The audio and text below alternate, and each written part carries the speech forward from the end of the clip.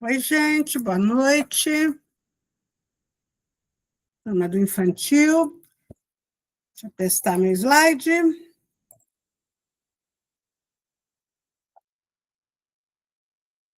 Oi, Elisiane.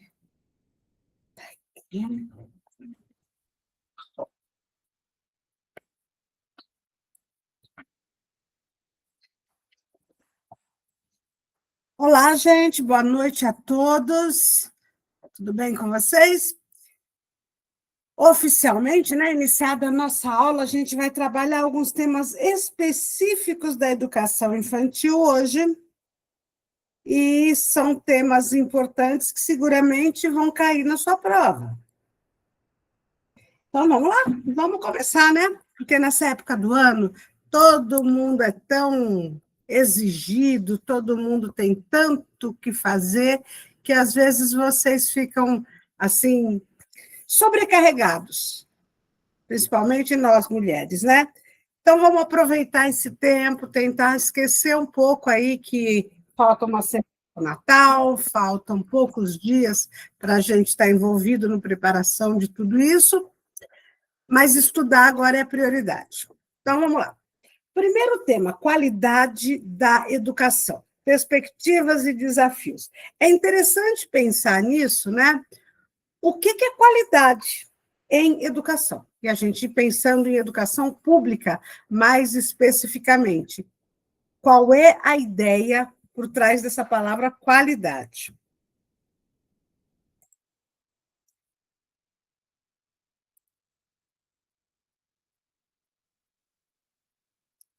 Vamos começar pensando que o conceito de qualidade vai ser sempre uma coisa que tem muitos sentidos. É isso que quer dizer a palavra polissêmico, muitos sentidos.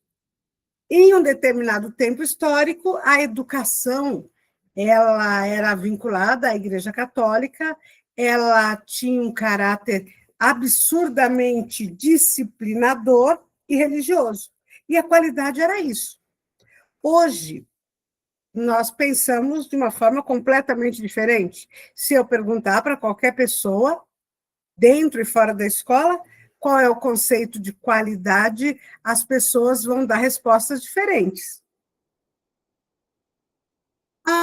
Nós temos o tempo todo nas nossas escolas avaliações externas. Avaliações externas, eu estou falando de Saresp, Saeb, Prova Brasil, Provinha Brasil, do Enem. Então, tudo isso pode ser entendido como maneiras de verificar se a educação tem qualidade. Mas, para quem está dentro da escola, a gente sabe que isso não é tudo. O resultado de uma avaliação externa, ela indica um número de qualidade que não revela justamente a qualidade. Por quê? Porque a qualidade em educação, ela envolve muitas coisas. O trabalho pedagógico que é feito ali, qual é o grupo social que essa escola atende, qual é a política pública que está sendo aplicada naquele determinado momento, qual é a situação econômica dos envolvidos naquele processo, qual é a cultura. E aqui, gente, a gente tem que pensar na cultura como uma coisa ampla, né? A cultura da escola, a cultura da família dos nossos alunos, a cultura das crianças. Tudo isso deve ser considerado quando a gente pensa em qualidade. Hoje a gente entende que a educação é um direito subjetivo, um direito social. Então não adianta a gente fazer uma prova para ver se a educação tem qualidade ou não. É preciso analisar as coisas com uma amplitude muito maior. Outra coisa que tem que estar claro é qual é a função da escola. Escola para quê? Né? Porque isso também implica na qualidade. Se você acha que a escola é para o aluno entrar na faculdade, conseguir uma vaga pública, bom, então, nesse caso, se a função da escola é essa, então a gente vai ter que focar em avaliação, em conteúdo. Mas hoje a gente vê a escola como algo muito mais amplo, né? A escola, para os nossos alunos de escola pública, ela pode ser vista e entendida até como uma ferramenta. Ferramenta de quê? De agir na sociedade. O aluno tem que compreender a sociedade para transformar a sociedade. Por que transformar? Porque não está boa, né? A sociedade que a gente vive, ela não é boa justamente para quem está dentro da escola pública, para a professora, para a diretora e, acima de tudo, para os alunos. Se a sociedade não é boa, ela deve ser modificada. E quem deve modificar a sociedade são os cidadãos que a escola forma. Só que a escola, ela não atua sozinha, né? A escola, ela compete, vamos dizer assim, com uma série de influências que atingem aos nossos alunos. Por mais que o nosso trabalho seja focado para o avanço na aprendizagem, essas crianças que a escola pública atende, elas têm influência também do meio em que elas vivem, das suas famílias, da internet, de tudo. Então, vamos tentar reduzir um pouco essa ideia de qualidade, né? Vamos pensar que qualidade em educação é aprendizado. A escola, então, ela deveria garantir que todos aprendam. Não é igual, não é tudo, mas que todos aprendam. Por que isso? Porque o Brasil viveu um longo período em que as pessoas não tinham escola. Hoje, isso está resolvido. O acesso está garantido. Tem escola. Todo lugar que você andar, você vai ver escola. Mas a existência de escola não garante qualidade. Isso aí a gente sabe, né? Eu acho que até aqui já ficou claro que qualidade em educação não é uma ideia fixa, é uma ideia que muda o tempo todo, que depende de vários fatores. E os autores colocam, né? Depende de demandas sociais, o que a sociedade espera da escola, e depende das demandas políticas de cada período. Veja que a gente vive num mundo onde educação é direito. Você sabe disso. Mas educação também é mercadoria, vendida na escola particular. E é interessante pensar nesses dois conceitos. Educação é um direito de todos, mas alguns compram educação. O que significa isso? Veja que há uma tensão entre os conceitos. Do que eu estou falando, gente? E fiquem à vontade, tá? Para se colocar no chat ou para falar alguma coisa, se vocês quiserem. Se educação é um direito de todos, né? Por exemplo, todo mundo respira. Nós respiramos o ar. Por que alguém compraria o ar? Entende? O ar está aí, nós respiramos o ar, todos. Por que algumas pessoas comprariam o ar? Educação, ela é direito de todos. Por que algumas pessoas compram educação, então? É claro que a resposta, né? A gente vai falar, mas isso é óbvio, Céu. A gente compra a educação pela qualidade. Porque na escola particular, o aluno tem uma educação diferente daquela gratuita da escola pública. A sociedade acredita nisso. Tem muito professor que trabalha em 3 empregos para manter os filhos na escola particular. Ou seja, ele acredita que a escola particular tem uma qualidade melhor, que vale a pena ele fazer isso. Outra coisa interessante para a gente considerar aqui é que toda política educacional, ela não depende só do que o Brasil está vivendo. Organismos internacionais interferem. Né? Todo mundo já ouviu falar do PISA, que é uma prova internacional que é aplicada no Brasil. nossos autores, pedagogos, especialistas, que apresentam ideias, metade deles não é brasileiro. Então, a política educacional, ela também é influenciada por organismos internacionais. Quando você recebe lá na escola o resultado da Prova Brasil, os dados, né, que chegam para a gente, do Saresp, da Provinha Brasil, a gente precisa parar e pensar no que aquilo significa, né, ter um olhar mais crítico. Geralmente, a nossa escola vai mal. E quando a nossa escola vai mal, a sociedade inteira acha que nós temos culpa nisso. Nós que somos professores, temos que olhar para aquilo, para aquele resultado, e também para aquela prova, de uma maneira mais crítica.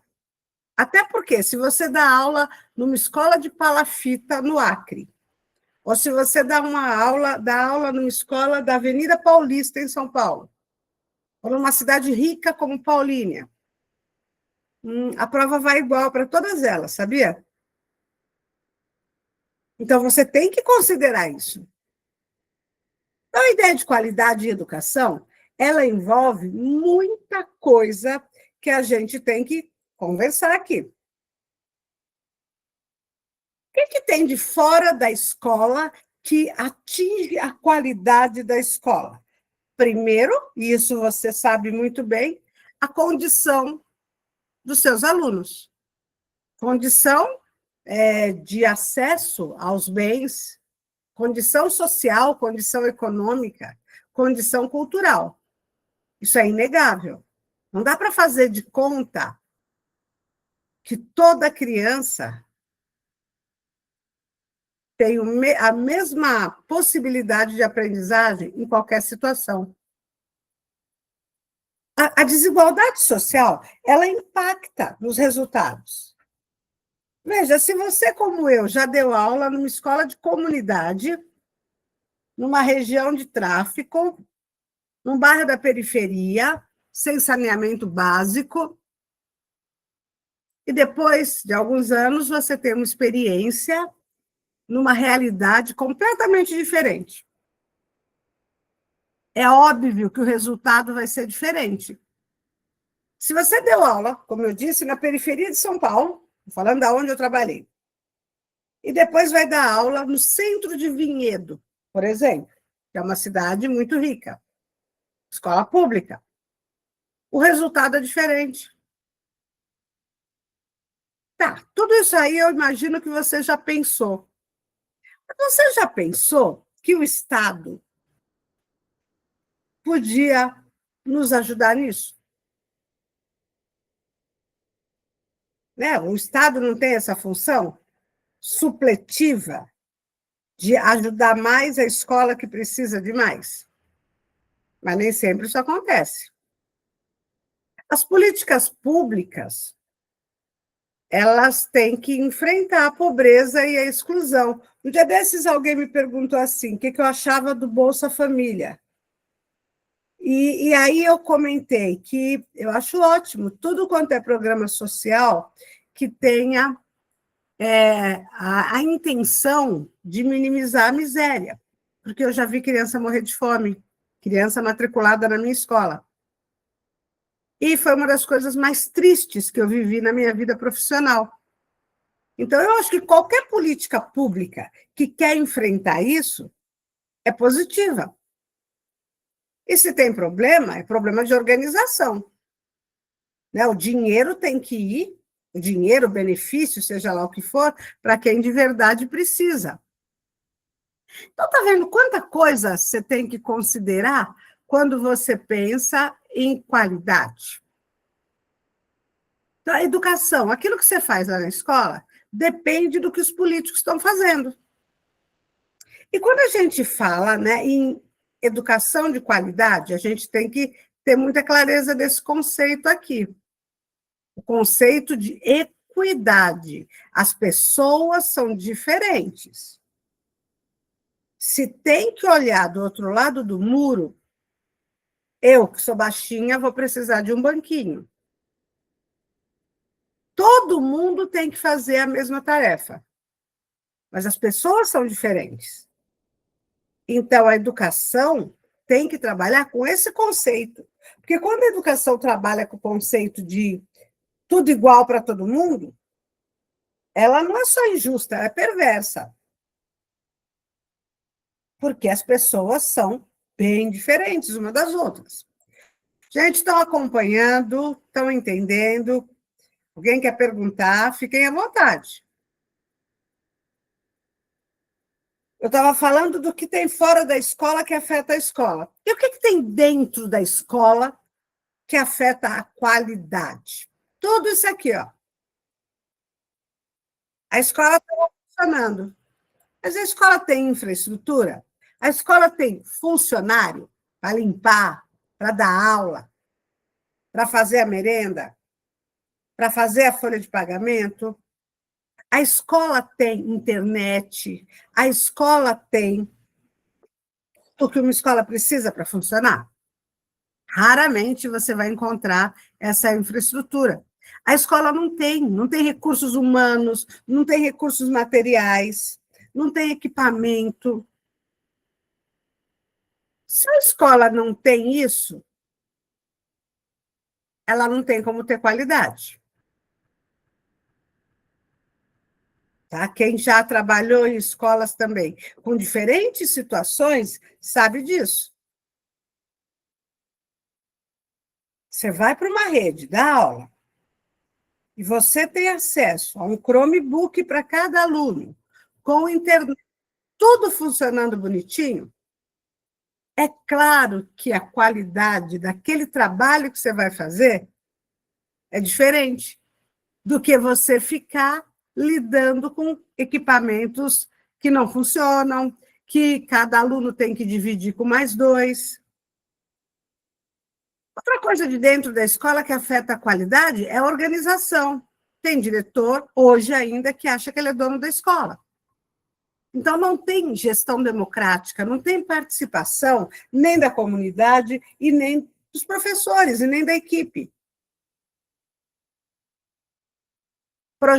Projeto pedagógico da escola. Quantas vezes ele não é feito por quem trabalha ali? Ele não tem coerência com a intenção dos profissionais?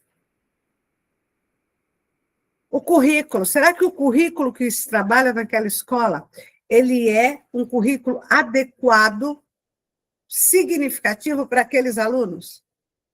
E o trabalho dos professores, metodologia adequada? Você fala, mas e o nosso salário também, gente? O professor, ele precisa ter cultura, ele precisa ler livros, fazer cursos, viajar. Tudo isso custa dinheiro. Muitas vezes, nós, professores, não temos. Eu me lembro muito da pandemia, o sufoco que foi. A maioria dos professores não tinha um notebook para trabalhar. Por que ele não tinha? Porque ele não tem dinheiro, equipamento é caro, livro é caro, curso é caro. Para você andar de carro, você tem que trabalhar em 3 escolas. Isso acaba com a tua saúde. Tudo isso afeta a qualidade da educação. A forma como a escola avalia também afeta a qualidade da educação. Então, eu quero voltar um pouquinho no slide anterior para que você grave isso. Primeiro, eu falei de tudo que tem de fora da escola que afeta a qualidade. E esse slide, que eu estava falando agora, é as coisas que tem dentro da escola que afetam a qualidade. Dito isso, vamos pensar que qualidade que a gente está atrás, né? Seguindo o pensamento dos autores. É qualidade social. A escola tem que ser boa para aquele grupo social que ela atende. A escola tem que ser boa para a população. Se a escola tem que ser boa para a população, a comunidade tem que ir na escola, para a gente saber o que é que a sociedade espera da escola. A comunidade só pode participar numa escola que seja democrática. Educação não é barato, nunca foi. Educação custa dinheiro. Então, as escolas precisam de financiamento, de dinheiro público, para ter qualidade. E uma escola de qualidade tem que cuidar da formação crítica, ética, solidária e emancipatória dos estudantes. Isso vai para além do conteúdo. Então, vamos pensar aqui para separar duas ideias. Existe uma ideia de qualidade técnica, que é a ideia dessas provas, né? Geração das provas para os seus alunos, e aí eles têm o resultado da prova para ver se a escola é boa. Isso é uma qualidade técnica só, porque não considera as desigualdades. Então, a educação aí ela é vista como um serviço.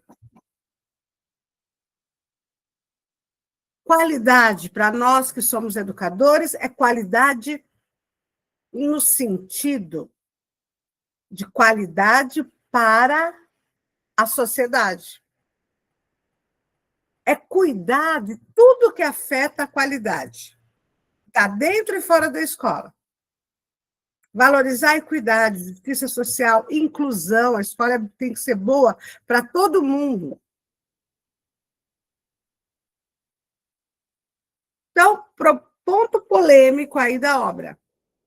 Muitas vezes, né, o governo, vamos falar assim, ele busca uma qualidade técnica. Mas os educadores entendem que qualidade não é uma coisa técnica que possa ser medida da mesma forma em todos os lugares. É bem mais complicado. Resumindo, qualidade na educação não é um número. Essa escola é boa porque os alunos foram bem na avaliação externa. Ou essa escola é ruim porque os alunos vão mal. Não. A qualidade tem que ser analisada dentro de um contexto muito maior. E ela só vai ser alcançada se o poder público investir nisso. Nisso o quê? A escola precisa de dinheiro para funcionar bem. E professor precisa ser valorizado para fazer um trabalho adequado. Escola de qualidade é a escola onde as pessoas aprendem. Todas as pessoas. É uma escola inclusiva. Por isso que se fala em equidade. Cada um aprende do seu jeito. Vocês continuam todos tão caladinhos aí? Deixa eu ver se tem alguma coisa no chat. Nada no chat. Gente, se vocês estão entendendo, ótimo. Mas se não estão, se manifestem. Essa obra não é um livro, né? É só um artigo do ano de 2009. Está na internet, quem tiver tempo de ler, é fácil, tranquilo de ler. Vamos fazer uma questão sobre isso. No artigo de Dourado, a noção de qualidade da educação é apresentada como um conceito polissêmico, historicamente construído e atravessado por disputas de concepções. Nesse sentido, assinale a alternativa que expressa a concepção de qualidade socialmente referenciada defendida pelo autor. Coloca no chat sua resposta. 1 minutinho para você ler as alternativas.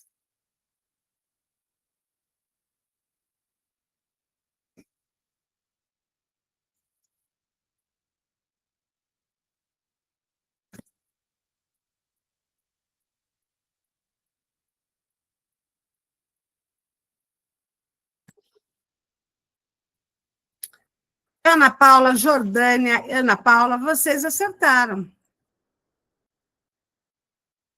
Letra D. Letra D diz assim, ó, qualidade vinculada ao direito à educação, à equidade e às condições sociais de escolarização. Era fácil acertar essa, porque dava para eliminar as outras. Letra A, por exemplo, que fala em eficiência do sistema educacional medida por resultado padronizado. Letra B, qualidade associada à elevação de índices de desempenho e ranqueamento das escolas. Não é isso. Como eu comentei com vocês, as escolas, elas são muito diferentes. Letra C, qualidade definida pela produtividade e pela responsabilização dos profissionais da educação. Não mesmo. E a letra E também dava para você eliminar, pensando em qualidade reduzida à gestão eficiente dos recursos e ao controle externo do trabalho docente.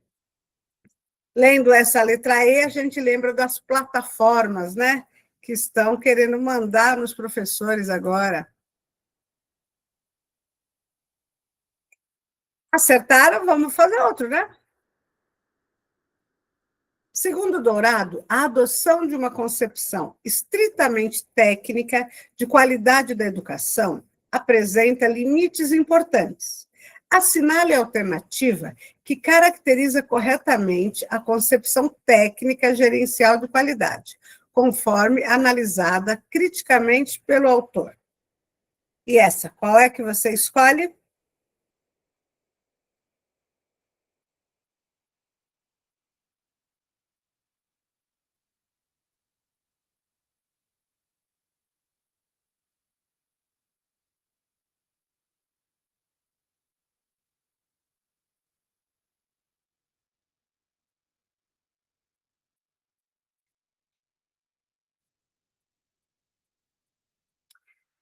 Jéssica e Jordânia, vocês fizeram uma confusão.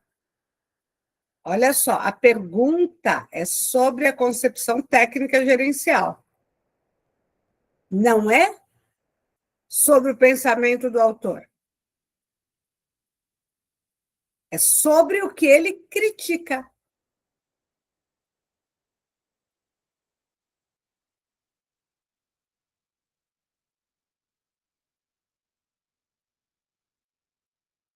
Então, vamos falar da B, da C e da D. Ah, já você se encontra, Jéssica.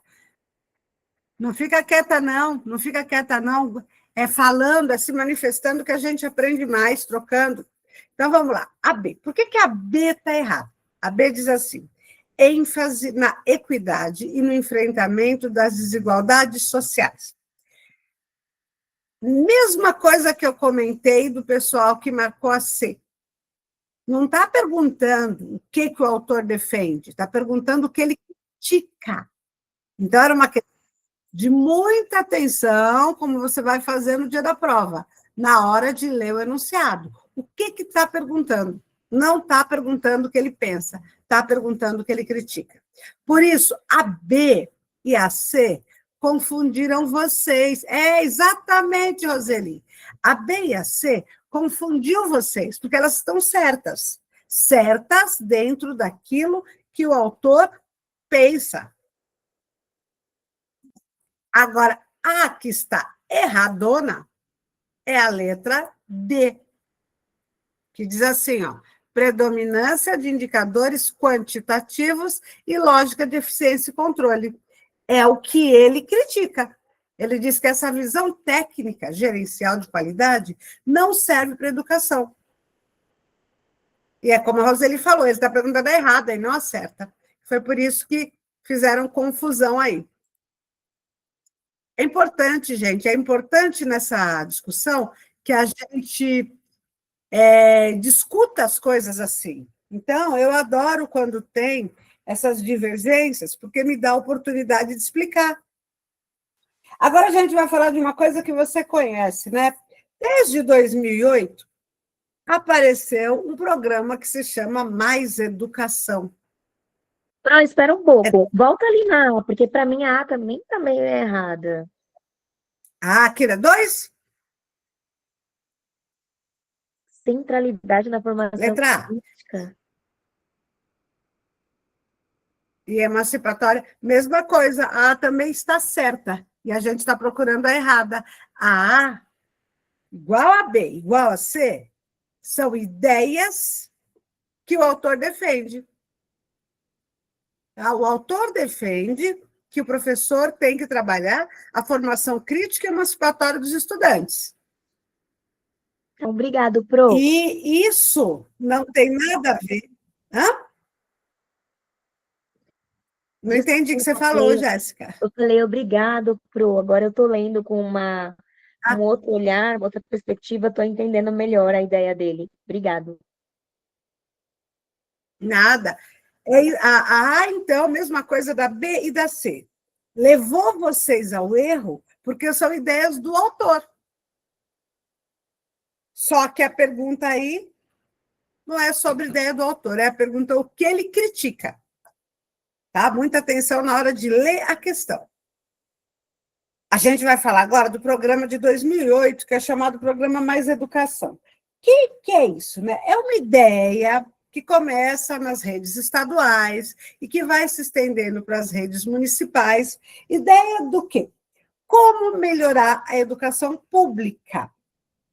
E essa ideia, ela é no sentido de promover educação integral. Educação integral significa você educar pensando no aluno, não como um cérebro só. O aluno, ele é um ser que ele tem um corpo, que ele tem emoções, sentimentos. Então, educar uma pessoa é muito maior do que educar só cognitivamente, só o cérebro. Então, a ideia do Mais Educação é educação integral. Educação integral é considerar o nosso aluno como uma pessoa que tem emoção, corpo, sentimento, e não apenas um cérebro que pensa, que estuda, faz lição. Aí vem uma confusão que o tempo todo o pessoal faz. Educação integral tem a ver com escola de tempo integral? Pode ter, gente, ou não. Não tem, assim, escola de tempo integral é a escola que o aluno fica lá o dia todo.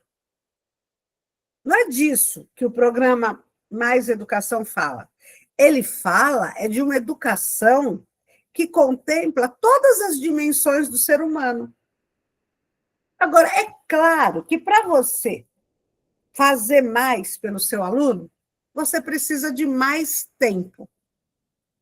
E as escolas públicas têm aumentado o tempo que o aluno permanece na escola, para atingir a tal da educação integral. Dito isso, vamos entender. Escola de tempo integral, ela tem que ser diferente da escola como se conhece.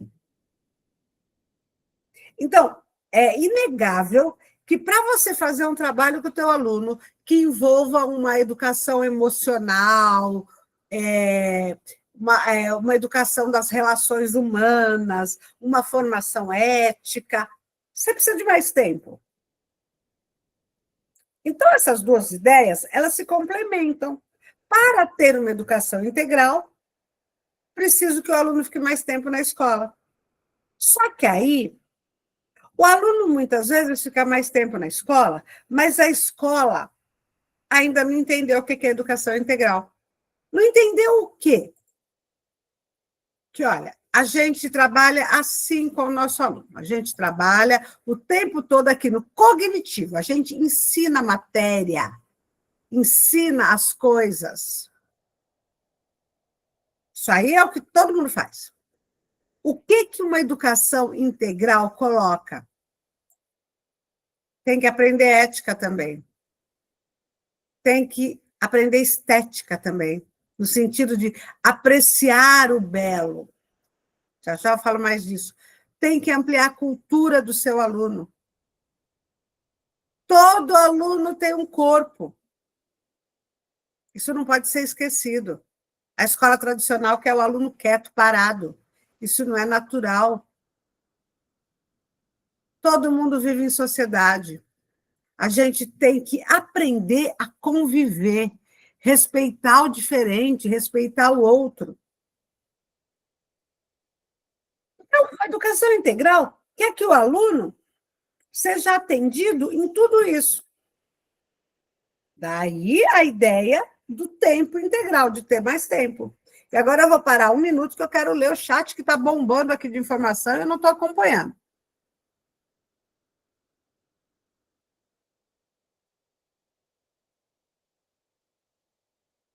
Tá, mas tá tudo, já está todo mundo.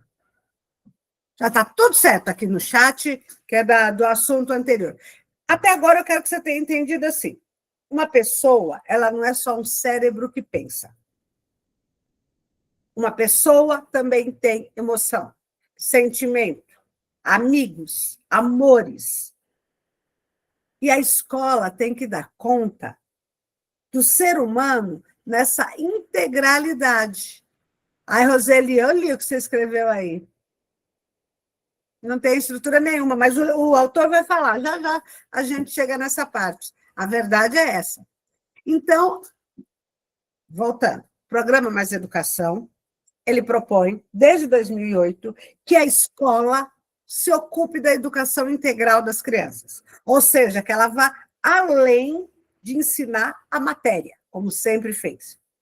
Para isso, a gente precisa de mais tempo.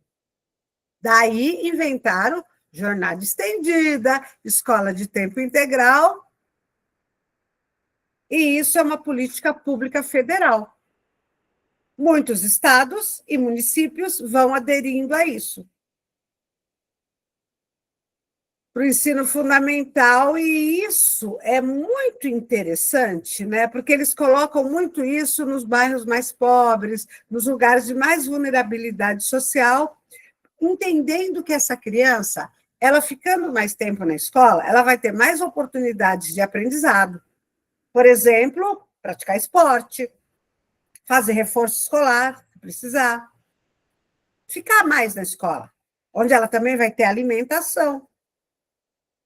Então, no contexto mais vulnerável, esse tipo de programa se direciona. Aí o aluno, ele fica metade do tempo naquela aula que eu vou chamar aqui normal, que o autor chama de turno fixo. E a outra metade do tempo, que ele chama de contraturno, os alunos vão fazer outras atividades. E aí a primeira crítica é essa.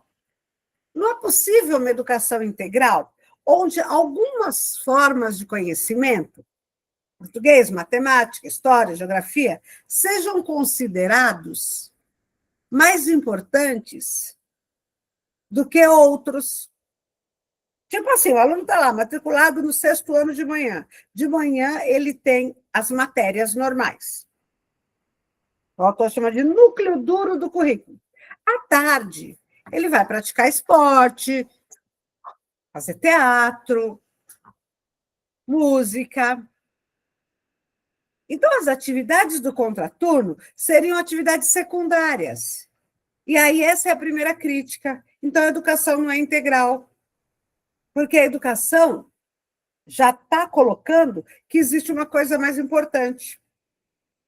E que tudo isso que se faz no contraturno não é importante, ou é menos importante. Então, essa é a primeira crítica. A lógica que eles chamam do turno e do contraturno. Em seguida, né, começa a falar que, na lógica, e vou pensando naquilo que, acho que foi a Roseli que escreveu, peraí, foi? Não foi a Roseli, foi a Roseli? Deixa eu ver quem é que escreveu. Foi a Roseli, sim, que a Roseli escreveu no chat,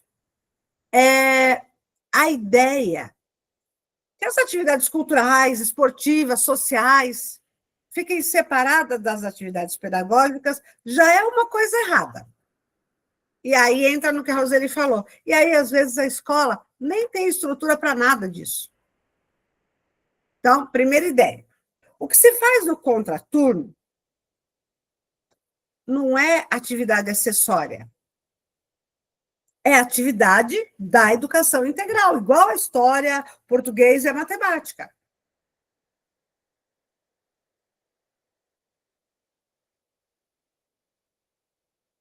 Ah, Jéssica, essa coisa assim, apenas no papel, mas é que tudo, né, tudo nasce no papel. Eu gosto muito de pensar, porque como eu vivi toda a transição da pedagogia, 40 anos que eu estou na sala de aula, o que a gente percebe? Que é muito importante, porque a ideia que está no papel, ela acaba indo para a prática. Só que demora. Pode falar, Jéssica. Seu microfone está fechado. Tá muito lento aqui hoje para mim. Pro, mas eu fico me perguntando, quando que nós, como professores, vamos estar preparados ou aptos para conseguir colocar isso em prática? Porque eu sinto que a faculdade me preparou, sim, para uma boa parte. A pós-graduação que eu fiz foi EAD, eu não gostei, eu acho que eu não aprendi. Mas aí eu vejo quem é professor mestrando, doutorado, eu, graças a Deus, tive muito professor de doutorado na faculdade que eu fiz, tive esse contato, eles são muito mais que a gente tem hoje para poder trabalhar em sala de aula. Eu sei que a gente tem que buscar esse conhecimento e tudo, mas aí eu fico, a gente teria que fazer um mestrado, um doutorado para talvez começar a colocar isso em prática, ou, sei lá, o sistema educacional deveria preparar formações melhores para a gente estar preparando e tirando isso do papel para pôr na prática. Consegue entender onde eu quero chegar? Eu consigo. O problema é que tem uma contradição gigantesca nisso. Porque a quem interessa essa mudança? O Brasil é um país, Darcy Ribeiro já falou isso lá atrás. A baixa qualidade do ensino público no Brasil não é um acidente. Parece que é uma coisa proposital, no sentido de que, como esse que a gente está conversando agora, o programa é lindo, maravilhoso, mas a gente que está na escola sabe que não tem a mínima estrutura. E é claro que os políticos desse país sabem que não tem. Mas eles lançam o programa. Aí dá tudo errado, né? Na escola. E aí pode se responsabilizar o professor. É essa parte que é perversa. É como dizer assim, a ideia é ótima, não dá certo porque os professores não aderem. Ah, fechou seu microfone. Eu quero ouvir, Jéssica, o que você falou. Não, Branco, assim, fica a nossa responsabilidade como se nós não quiséssemos aderir, que nem eu te falei sobre a questão da progressão continuada, que agora eu tive uma visão diferenciada, como tem essa questão também deles dizerem que a gente não sabe como fazer. Só que como a gente vai saber como executar algumas coisas, se, por exemplo, eu acho que quando a gente estuda sobre algo, um TCC, por exemplo, você está bem ali, né, inserido naquela realidade, no contexto. Então, quem escreveu, por exemplo, o livro, ele vai saber, ele vai ter ideias de onde ele viveu, de onde ele viu da prática. Nós que estamos só meros leitores, a gente vai ter uma noção daquilo, mas talvez não tamanha quanto a visão de que esse autor teve. Sim. Não que eu estou me isentando de uma capacitação, entendeu? De uma habilidade de fazer aquilo, mas é fundamental para um preparo melhor para a gente também executar a tarefa. Não é só questão de aderir, é entender o que quer para que a gente faça aquilo acontecer, a gente ter meios, recursos também para fazer aquilo acontecer, né? E uma orientação para que aquilo funcione, um apoio, né, esclarecimento melhor, não só para um professor, mas como as famílias, do que aquilo é bom. Porque eu acho que hoje um pai não entende a progressão continuada até hoje, como a gente, alguns não aceitam, eu não aceitava muito bem essa realidade, porque eu acho que ela tem muitas falhas. Eu acho que a família também tem que estar ciente, a família e a escola tem que estar ciente dessas mudanças, dessas propostas de período integral, né? Trabalhar tranquilamente seu filho está na escola, porque é isso que é vendido, sendo bem sincera, na escola integral. E não é essa a ideia. A ideia não é essa, né? A ideia é assim, eu amo pedagogia, essas ideias que estão no papel, porque elas são realmente muito boas. O problema é que entre a ideia boa que está no papel e a prática lá na escola, a gente encontra entraves gigantescos. Tá? Por exemplo, eu não conheço, estou falando a verdade, nenhuma escola pública que tem estrutura para manter o aluno em tempo integral com qualidade. A gente olha a escola, por exemplo, escola estadual aqui no bairro, tem uma escola estadual grande. Os alunos ficam a tarde inteira espalhados, eles gostam de deitar no pátio, deitar onde ele conseguir deitar. E ficam lá, mexendo no celular a tarde inteira.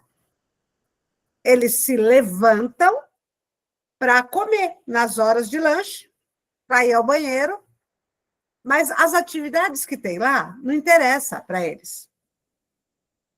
Tem alguma coisa, mas não interessa, eles não estão. Ninguém está afim de, sei lá, pintar tecido. Agora, é claro que se tivesse uma atividade bacana, com robótica, com tecnologia, com literatura, com teatro, com cinema, eles iam gostar. Mas não tem estrutura, não tem professor, não tem material, não tem nada. E aí eles ficam lá, jogados, porque a sensação de quem entra é isso, que eles estão deitados no chão, dormindo, em grupinhos, esperando a hora de comer e de ir embora. Então, é muito triste isso. Mas o autor vai falar disso também. Então, ele fala assim que o ideal, primeiro, é que a escola, para a educação integral, integrasse todas as atividades. As atividades pedagógicas, as atividades culturais, atividades esportivas e sociais. Que o aluno tivesse acompanhamento o tempo todo. E não só de professores, sei lá, de palhaços, de atores, de cantores, de gente que toca instrumento, de gente que manja de tecnologia, gente que tem uma contribuição para o aluno, para ele aprender. Né? O aluno teria que aprender sobre direitos humanos, cultura digital, meio ambiente, tudo. Por quê? Porque essas atividades do contraturno não são atividades acessórias, seria uma continuação da formação do aluno. Então a gente fala, então não vai ter, né? Porque não tem, a escola não tem estrutura para isso. Porque falta dinheiro. Não tem profissionais. Eu conheço uma professora de geografia que ela vai pegar aula, como ela é contratada, eles falam assim para ela, tem 4 aulas de geografia e 20 aulas de, sei lá o quê, informática. E ela tem que dar aula. Não, sabe o que eu acho interessante? Eu comentei até quando eu estava no estado. Falei, por que não usa esse contraturno quando ia virar PEI para fazer aula de reforço? Disseram que não pode fazer isso. Que não podia fazer aula de reforço, tinha que ser outras atividades extracurriculares. Eu falei, gente, mas se a gente tem criança no 4º ano, no 5º ano, que não sabe ler, que não sabe escrever, que não sabe calcular, não sabe as operações básicas de matemática, como não pode ter uma aula de reforço no contraturno? Era uma coisa que não entrava na minha cabeça. Eu falava, tudo bem, a criança não é obrigada a fazer a semana inteira aula de reforço, mas eu acho que deveria estipular algum semana ou 3 para essa criança fazer uma horinha, não o horário integral, né? Mas uma horinha e meia, uma atividade voltada para esse aprendizado que ela não conseguiu ainda aprender, reter. Porque como você vai querer ensinar uma outra questão para ela em matemática, uma interpretação de problema, se ela não sabe nem fazer a conta básica ainda? Fica muito difícil, é muito triste isso. Então, Jéssica, você está falando uma coisa óbvia para nós que estamos dentro da escola. Mas aí eles dizem que vai ter outras coisas acessórias. Com quem, se não tem profissional dentro da escola? Daqui a pouco a gente vai ter que dar aula, sei lá, de malabarismo, de circo, porque você não pode dar reforço. Tem que dar outras atividades, só que não tem profissional. E é como eu falei dessa professora de geografia, ela tem que dar aula de... eu não sei como é que chama o negócio, acho que é, sei lá, percurso formativo para educação financeira, umas coisas que ela não sabe. E por que tem que ser ela? Para compor a jornada, para ela garantir o salário. Ela tem que pegar aula de coisa que ela nunca estudou. porque é assim que o Estado quer implementar isso. Então, a escola, Aí virou ela... uma coisa chata e insuportável, que a gente não gosta e nem os alunos. É. Então, como é que é um negócio que ninguém gosta fica? Não tem sentido isso. A escola, né, ela tem que ser entendida como espaço de aprendizado, de cultura, de relações humanas. A gente sabe que não é só na escola que o aluno aprende. O aprendizado vai além da escola. Então a escola não deveria dialogar com, sei lá, o teatro, o cinema, o shopping, o parque, o que tiver ali, mas a gente não tem dinheiro para levar os alunos, para pegar um ônibus e levar os alunos em lugar nenhum. E se tem ônibus, não tem dinheiro para pagar o ingresso. Então acaba que fica tudo nessa fantasia. Os vários espaços que a cidade tem para oferecer não podem ser usados, porque você sabe como é complicado sair com o aluno da escola. E quem teria que facilitar? O poder público, dando os recursos para a gente levar o aluno no museu, no cinema e onde mais. Porque não adianta falar que a cidade é educadora, que você tem que ter relação com todos os espaços, levar o seu aluno na UBS para conversar com o pessoal que trabalha lá na saúde. Legal. Como é que eu levo meu aluno na UBS? Eu não tenho transporte. Aí você fala, é pertinho. É pertinho. Mas como é que eu levo 30 crianças? Eu amarro elas? Não é possível trabalhar. Não tem nenhuma estrutura. Então, voltamos ao início, né? O programa é lindo, mas a prática não é possível. Por quê? Porque o Estado, ele diz que ele quer educação integral. Ele cria normas para isso. Ele diz que manda dinheiro para a escola. Isso é a parte do Estado. PDDE e PENAI são programas de verba, né? Dinheiro direto na escola, programa nacional. O aluno vai ficar cada vez mais tempo na escola. Educação integral hoje é política pública. E na prática? Primeiro, a professora, o professor, ele tem uma formação. Ele tem um conhecimento. E quando se cobra desse professor atividades diferenciadas, ele teria que receber alguma formação. Porque se mandarem eu dar aula de informática, eu não sei nem para mim. E os professores precisam pegar essas aulas para compor jornada. Por outro lado, o que a gente vai oferecer para o aluno? Isso tem que ser discutido na comunidade.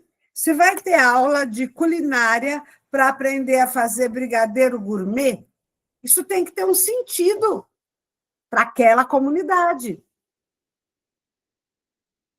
Ah, mas os alunos deveriam aprender a costurar. Mas não tem máquina de costura na escola, e eu não sei costurar também. Então, a oferta da rede tinha que ser realista. Veja que eles falam assim, valoriza esporte. Às vezes a escola tem uma quadra que não é coberta, que tem buraco, e você vai fazer o que lá? Machucar o aluno? Ou jogar uma bola e soltar o aluno lá para correr atrás? Isso não é educação.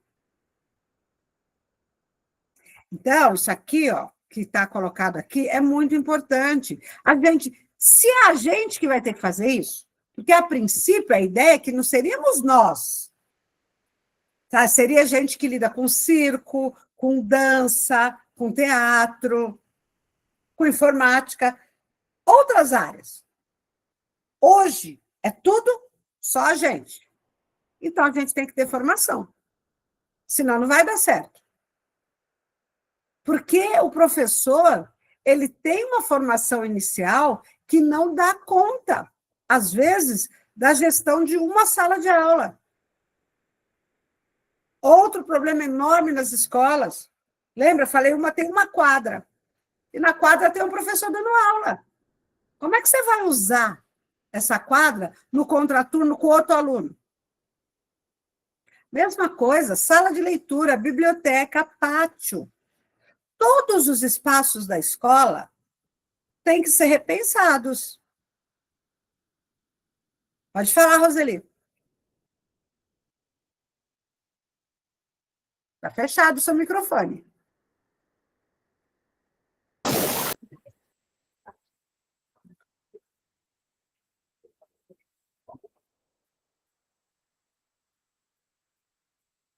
Não estou te ouvindo, Roseli. Você abriu o microfone, eu vi, mas não estou ouvindo. Fechou? Agora abriu.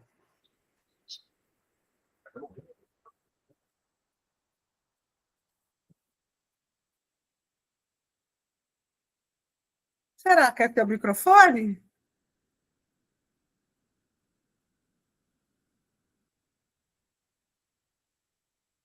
Agora está fechado, Roseli. Agora abriu, fale aí. Não dá para entender. Tem um ruído, parece que você está falando, mas a gente não escuta. Tenta arrumar aí, que eu continuo aqui. Bom, enfim, o que está acontecendo nas escolas? Tem o programa Mais Educação, mas não está funcionando. O aluno está ficando mais tempo na escola, mas é um tempo sem qualidade. Por quê? Porque não tem uma experiência educativa adequada. Até agora você fala, tudo que esse autor está falando, você já sabia. Lógico que você já sabia. Então, vamos fazer um teste. No texto de Leclerc e Moll, os autores diferenciam os conceitos de educação integral e educação em tempo integral, destacando limites de abordagens que confundem ampliação do tempo escolar com formação integral. Considerando essa discussão, assinale a alternativa correta. Escolhe a alternativa correta para essa questão aqui. E Roseli, escreve no chat, eu queria tanto saber o que você queria falar.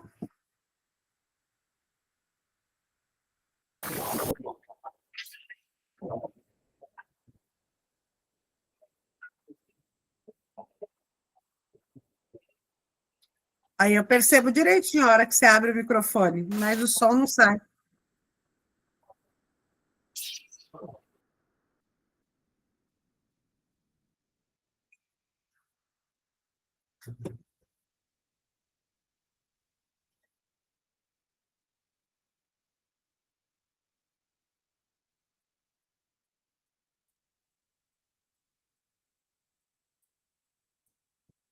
Cadê a resposta, gente? Deixa eu ver. Eu que tô perdida. Ah, eu mesmo que tô.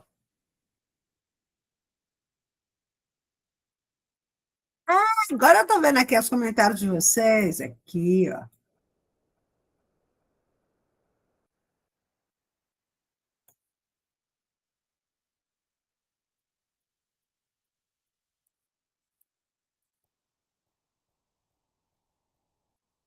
Jordânia, Márcia, Eliane, vocês acertaram. Eu vou comentar a B, que o Eduardo colocou, a Ana Paula tinha colocado a C também. Vou comentar a B e a C, então. Vamos lá. A B. Educação integral e educação em tempo integral são conceitos equivalentes e indissociáveis? Não. Tá? Educação integral é educação que se preocupa com os vários aspectos do ser humano, não só com o cognitivo. Se preocupa com o emocional, com o social, com a educação do corpo. Isso é educação integral. Agora, educação em tempo integral é outra coisa, é ampliar o horário na escola. É que se você tem que trabalhar muitas coisas a mais com o seu aluno, naturalmente você precisa de mais tempo. Por isso se confunde. A letra C está certa. A letra C diz assim: educação integral diz respeito à formação humana em múltiplas dimensões, podendo ou não envolver ampliação do tempo escolar. Essa está certinha. Então, educação em tempo integral é uma coisa diferente de educação integral. E o que a gente está vendo nas escolas é educação em tempo integral, e não educação integral. O aluno fica mais tempo para nada, né? Para nada. Para a gente não falar besteira, a gente diz que é para nada, que nem esses alunos que eu vi na escola agora, mês passado, jogados no pátio. Alguns dormem, gente, é interessante, né? Porque eles são pré-adolescentes, alguns dormem ali só para cumprir o tempo. Gente, se tiver dúvida, fala, tá? O programa Mais Educação é apresentado por Leclerc e Moll como uma política pública federal, com papel indutor da educação integral. Nesse contexto, é correto afirmar que o programa... O que você acha? Resposta dessa, da 2.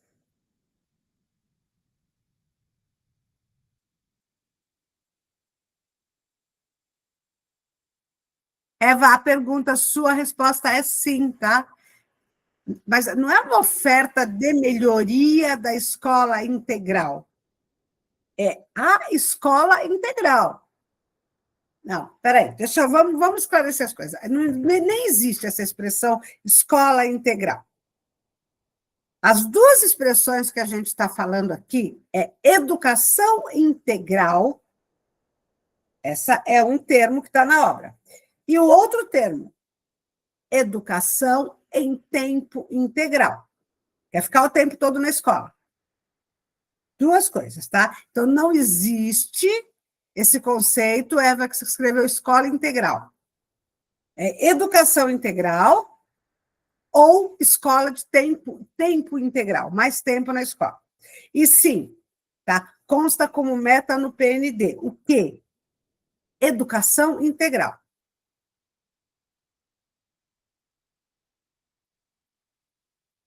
Ah, entendi. Tá.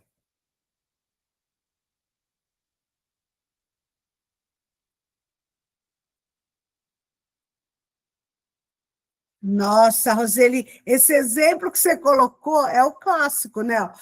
Mesmo quando a gente tem os oficineiros na escola, aí a gente tem outros problemas. Espaço.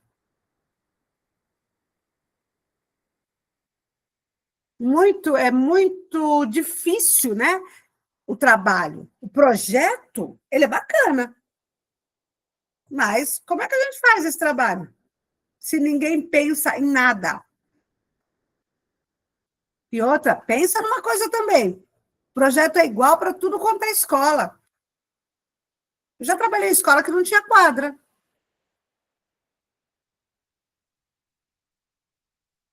Ah, eu também não desisto, viu?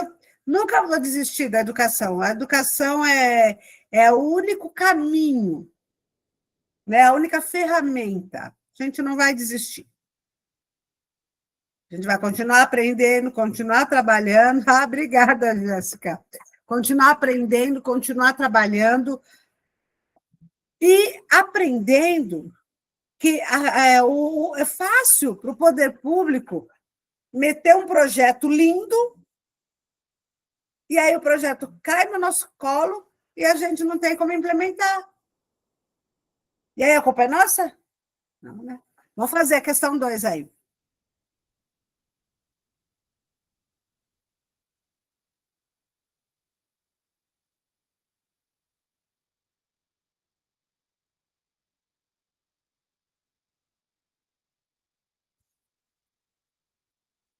Vamos esperar a Ana Paula mais gente fazer.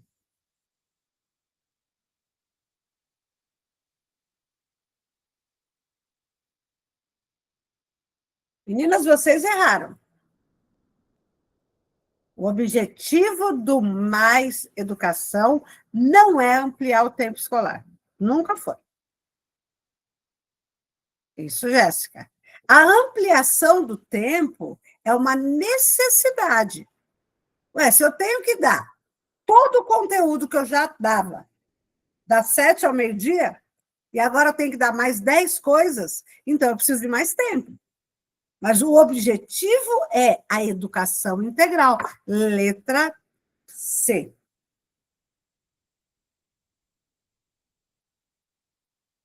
Vamos entender? Ó.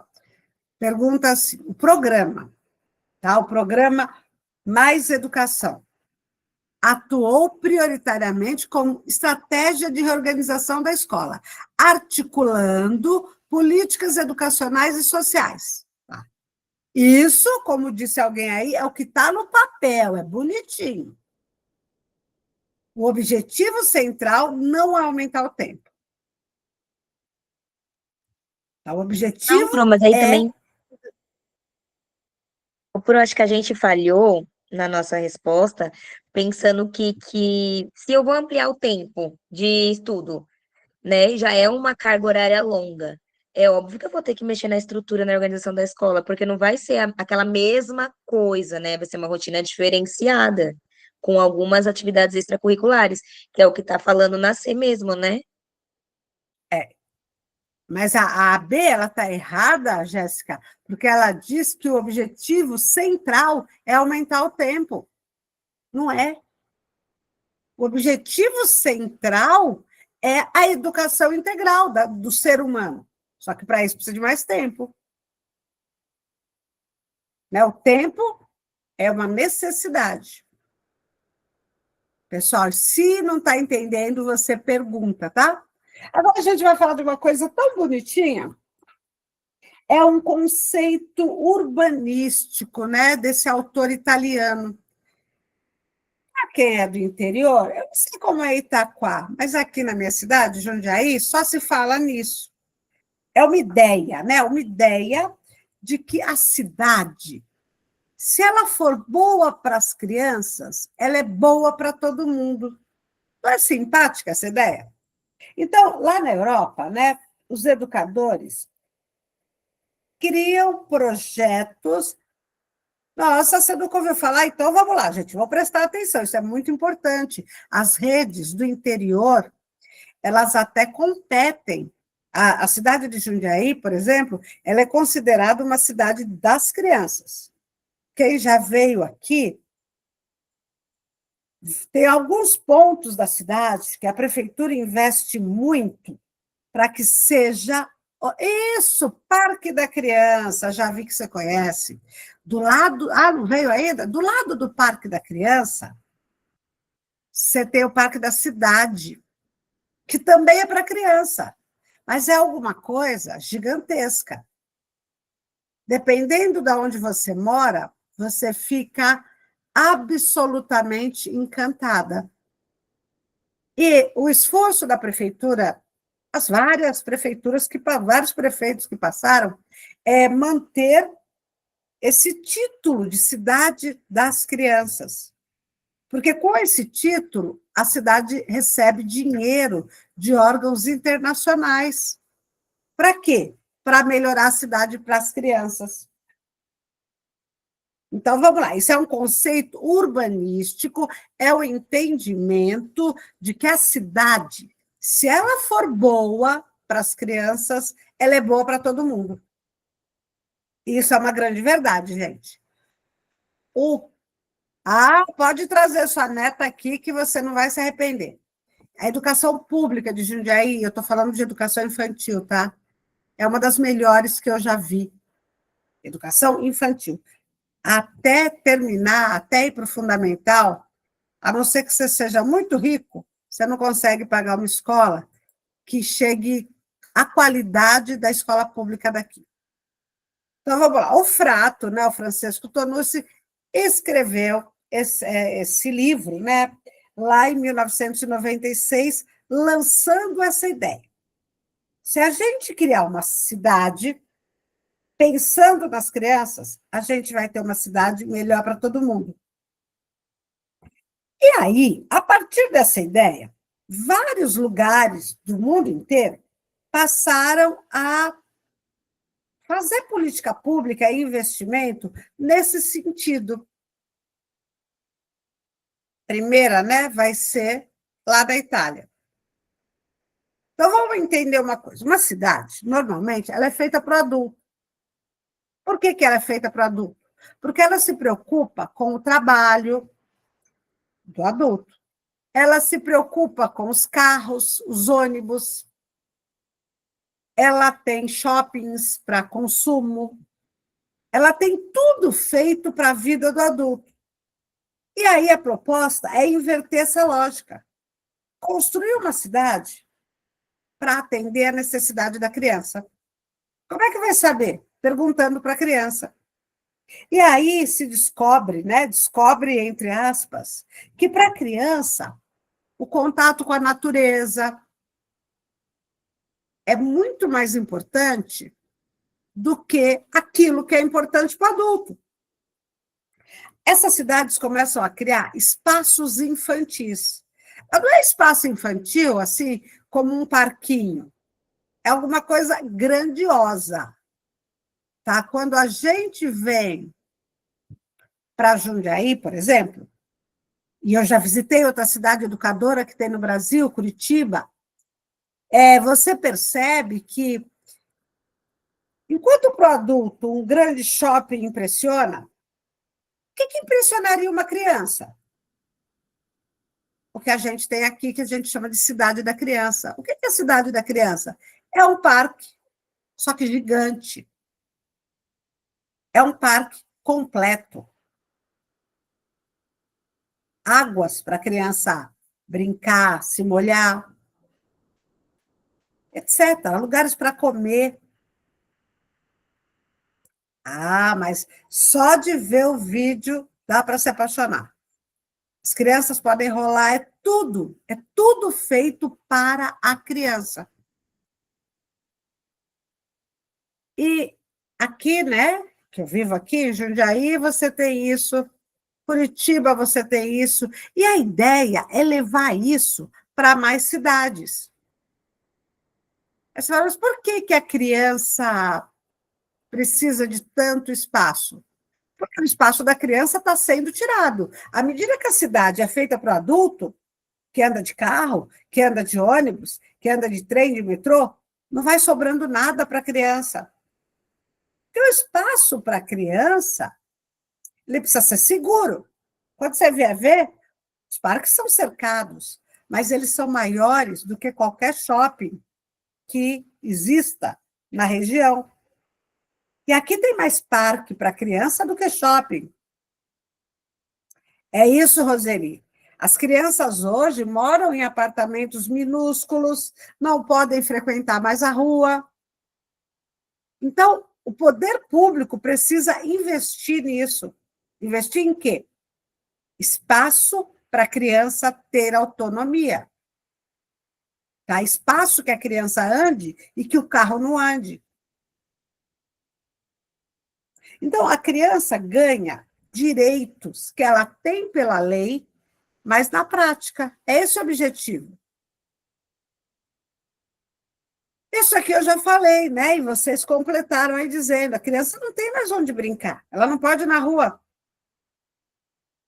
As crianças não têm participação nenhuma no planejamento das cidades, a não ser que a cidade opte por isso.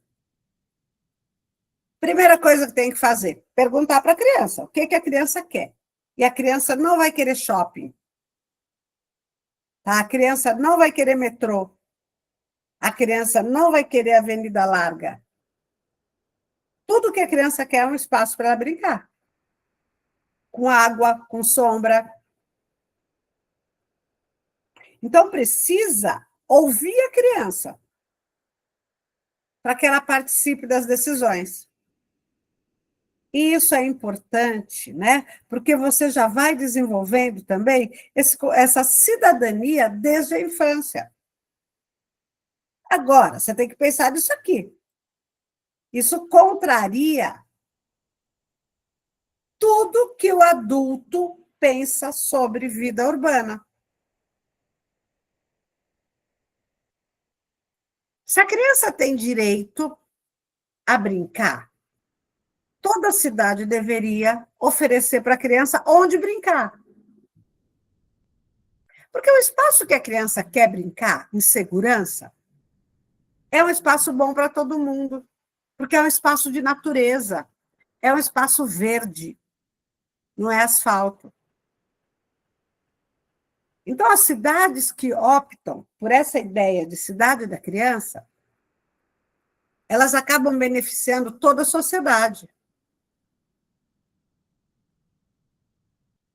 É claro que se você falar, mas então eu vou pegar a minha cidade, vai fazer isso.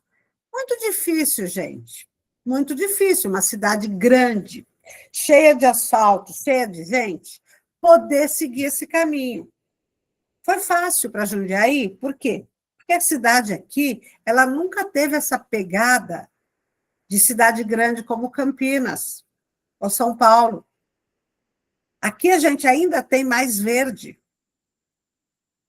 Então, mas só de pensar nisso, a gente, como vocês estavam aí comentando no chat, a gente já acorda para essa ideia, transformar a cidade para ela ficar boa para a criança. Como? Perguntando para a criança o que a criança precisa numa cidade. Quando a gente fala aqui, a gente fala muito de Parque da Cidade e Cidade da Criança, que é uma coisa muito importante aqui. Importante porque é visível, é bonito, né, de se ver. Mas se você andar pela cidade, você vai ver que horta, parquinhos, espaços para as crianças, em todos os bairros tem. Não é pouco. Eu já morei em Guarulhos.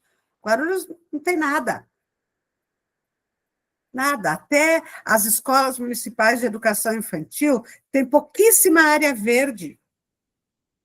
Aqui a gente tem escola que tem pomar. Horta todas têm. Isso é atender à necessidade da criança. Fala, isso é bom para o adulto, claro. Fazer um teste sobre esse assunto? Na obra A Cidade das Crianças, Francesco Tonucci propõe uma inversão na lógica tradicional do planejamento urbano, tomando a criança como referência central. Essa proposta fundamenta-se na compreensão de que, o que você acha?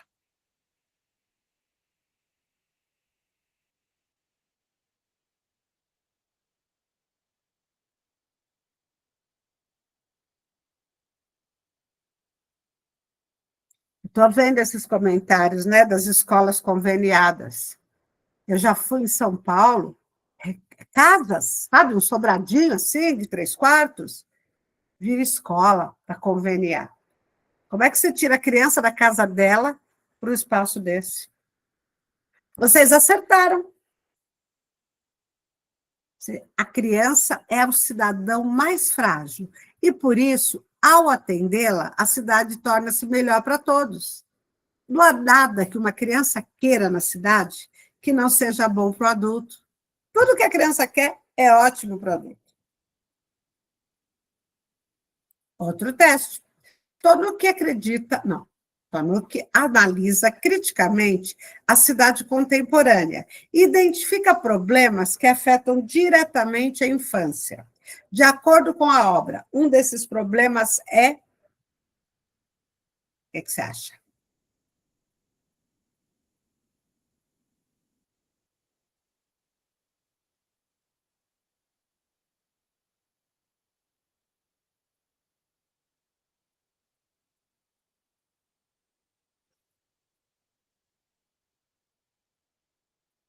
Ah, muito bem, meninas, mandaram bem.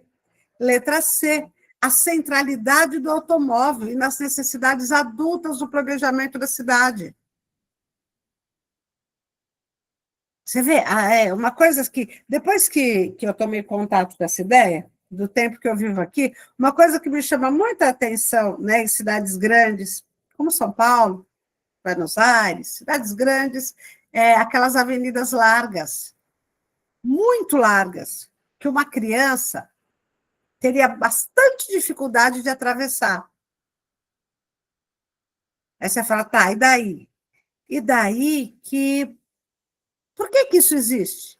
Porque a prioridade é do carro. É o carro que é mais importante do que a pessoa de idade que precisa atravessar a rua. Que a pessoa anda devagar. A criança anda devagar. Então, é para o carro que é feito aquilo, que é uma necessidade adulta. A gente fica triste, né, pensando nessas coisas. Aí tem uma pergunta no chat. Sim, está na obra dele, centralidade do automóvel. Gente, se essa questão do carro aqui já é tão importante, imagina lá, tá? Porque o autor, ele é italiano. E aí, na Europa toda, os países lá são menores, eles têm menos área verde que nós. E aí, o automóvel é mais importante, né? Coisa que você já vê aqui em cidade grande. E o drama, Eva, que hoje é, por exemplo, a questão do estacionar. As pessoas têm o carro, cada um quer ter um automóvel, e esse automóvel precisa ser deixado em algum lugar. Então, às vezes, as pessoas, elas querem vaga de garagem mais do que elas querem espaço para uma criança brincar, por exemplo. Olha, não tem nem garagem. Uma loucura a maneira como as cidades estão cuidando do seu espaço. Vamos agora para algo polêmico, né? Vamos falar de uma obra dentro da abordagem Pickler. Então, a primeira coisa que eu preciso te contar, esse livro é de 2004, quando a abordagem Pickler aqui não era tão falada, e eu preciso que você entenda que a abordagem Pickler é uma ideia que nasce na Europa também, mas que é diferente da ideia que a gente tem de educação infantil. É sobre creche, Jéssica, é para as crianças de creche, mas, normalmente, pensando numa concepção construtivista de educação, a maioria dos professores acredita que as crianças devem ser estimuladas. Estou falando de criança de creche. Essa obra fala só de creche. Então, a gente já entendeu que o educar caminha ao lado do cuidar, né, que ninguém vai aprender sujo, molhado ou com fome, etc. E durante a maior parte do tempo, aqui no Brasil, essa ideia que vem do construtivismo era a principal. A abordagem Pickler é uma ideia diferente disso. Por que ela é diferente? Porque ela prega que a criança, bem pequena, crianças de creche, que elas devem ter autonomia. Você fala, mas como assim? Um bebê no berço tem autonomia para quê? Para fazer o que ele quiser. O que faz um bebê no berço? Sei lá, ele vira.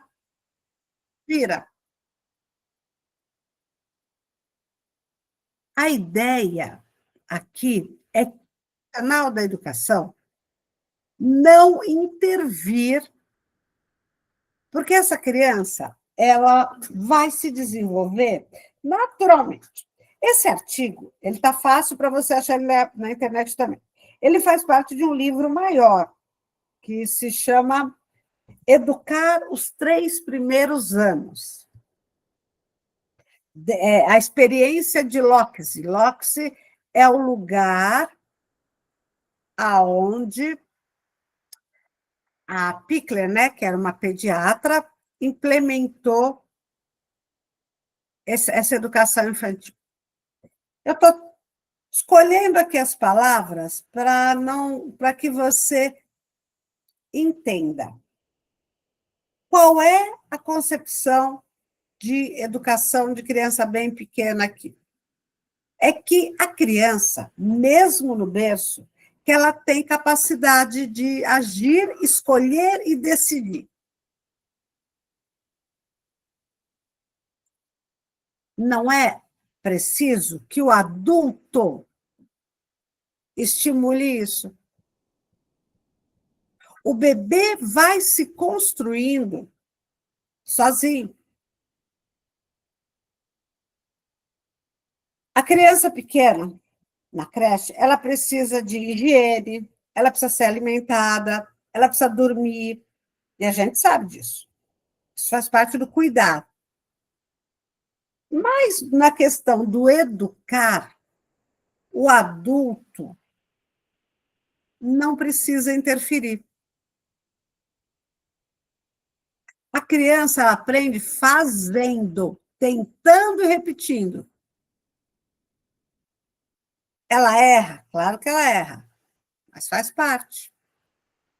E a gente tem que respeitar o tempo da criança. Cada criança é diferente. E aí você deve estar pensando, aonde vamos chegar com essa ideia? Vamos chegar no fato de que criança que está na creche, ela não precisa. Estou tentando ser bem cuidadosa com as palavras. De professor. Por que ela não precisa de professor? Porque ela aprende fazendo, tentando e repetindo ações. Ela vai errar e vai aprender. Cada uma tem seu ritmo. E a criança vai desenvolvendo os aspectos dela, motores, cognitivos, emocionais e sociais, tudo de uma maneira muito espontânea.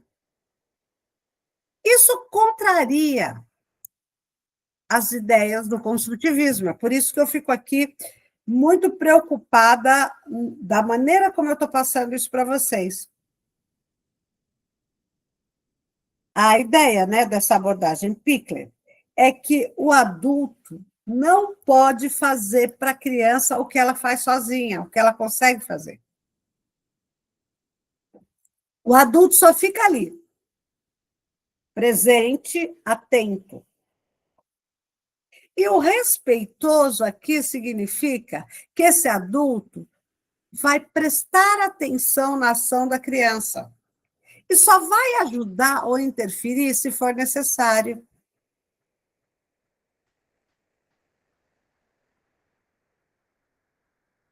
Quem está lá na creche tem que organizar o ambiente. Você já sabe disso.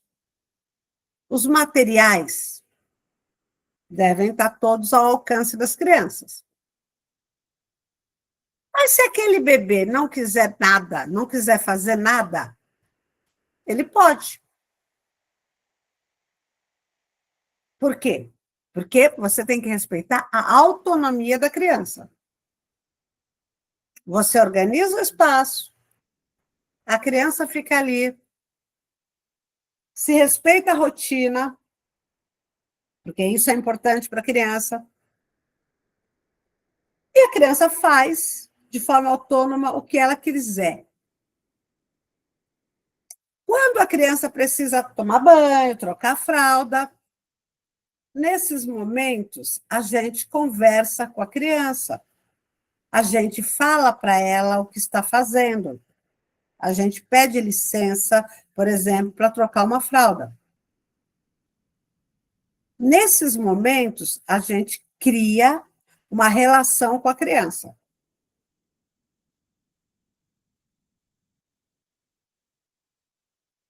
Professor, ou cuidador, ou auxiliar do professor, ele vai criar um vínculo, né? Isso aí a gente sabe, é muito importante que a mesma pessoa cuide da criança. Isso vai dar segurança emocional. Esse adulto vira uma referência na vida da criança. Porque, a princípio, a criança é dependente do adulto, mas depois ela se torna autônoma.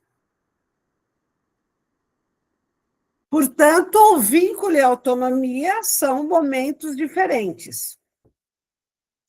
E agora eu tenho que conversar uma coisa assim com vocês.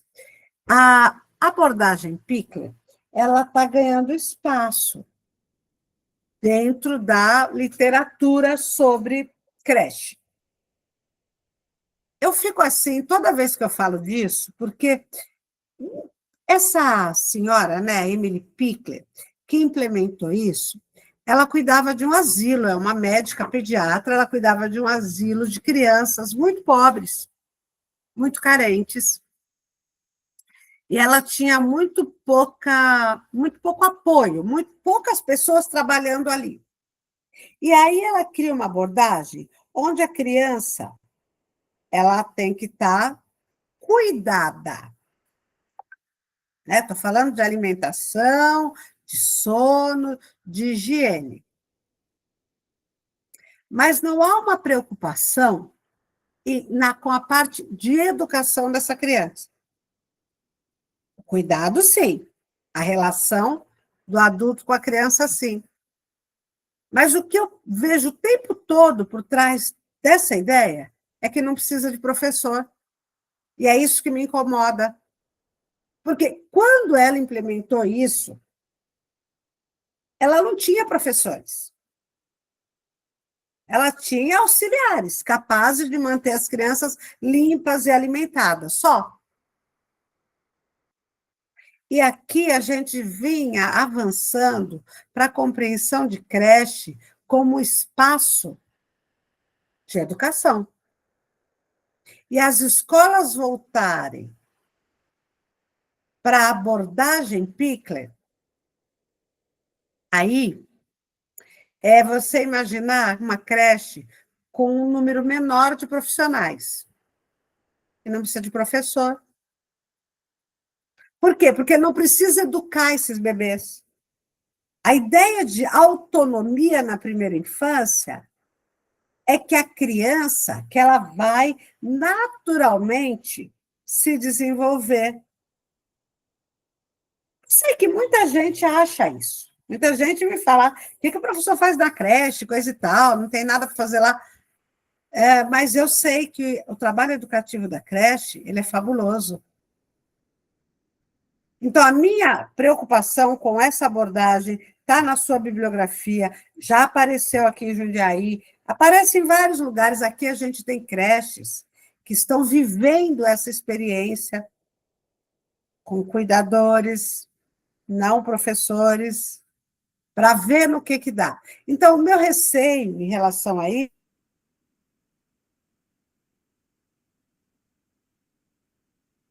as crianças lá do orfanato que ela dirigia, é um retrocesso, na minha opinião. Mas, na minha opinião, não vai cair na prova. O que vai cair na prova é isso aí. Então, vamos ver se vocês acertaram a questão. Acertaram, né? O Eduardo acertou, mas não foi só. Já tinha alguém feito também. A Jordânia e o Eduardo acertaram. Acertaram dizendo que a autonomia envolve a capacidade da criança de movimentar-se, explorar e resolver desafios com suporte adequado, sem controle constante do adulto. Então, quem controla é o professor, entende? Precisa de um adulto para cuidar. Por isso que eu sou desconfiada dessa abordagem aqui na nossa vida.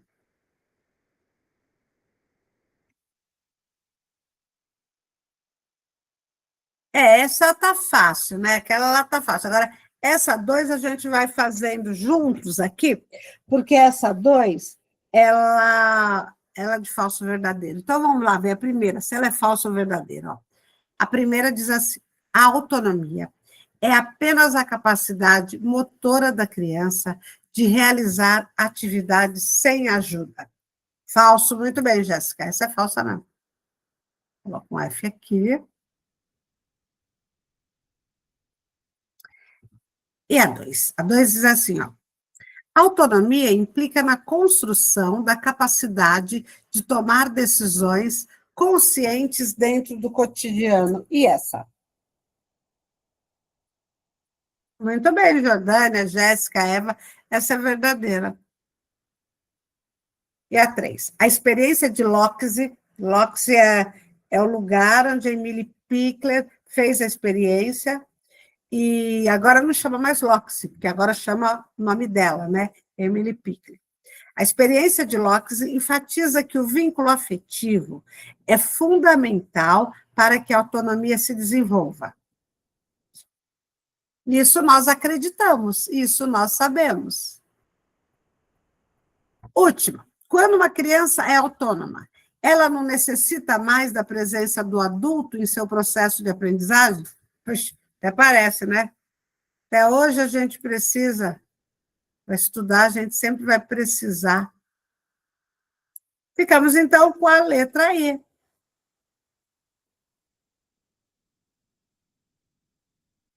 Esse Instituto Loxi, né, que agora chama Pickler, ele funcionou em 1940, no momento em que a Europa, né, naquele período das grandes guerras mundiais, passava por uma crise muito grande.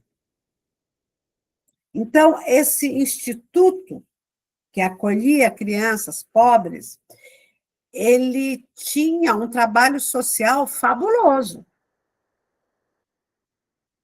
Mas, em 1940, não existia, gente, ainda a ideia da importância do professor formado como educador numa creche. A creche era um lugar para depositar bebês e cuidar deles. É uma ideia que a pedagogia já deixou de lado. Hoje a gente não fala, esse caráter assistencialista da educação infantil morreu. Hoje a gente sabe da importância da educação infantil. A Roseli, eu acho que o que muda mais de fazer isso aqui e de fazer isso no dia da prova é a tensão do candidato, a pressão do tempo, porque as questões, elas não foram tão fáceis. Eu acho que vocês tiveram muita tranquilidade para fazer. Eram poucas questões, a gente está aqui junto, mas na prova o nível de dificuldade não tende a ser maior do que isso nesses temas. Eu terminei, gente. Então, eu estou à disposição. Se quiserem perguntar alguma coisa, fiquem à vontade. Se quiserem temperar o peru do Natal, também. Lá parece um monstro, Roseli. Eu sei como é que é. Eu sei, fiz muita prova já.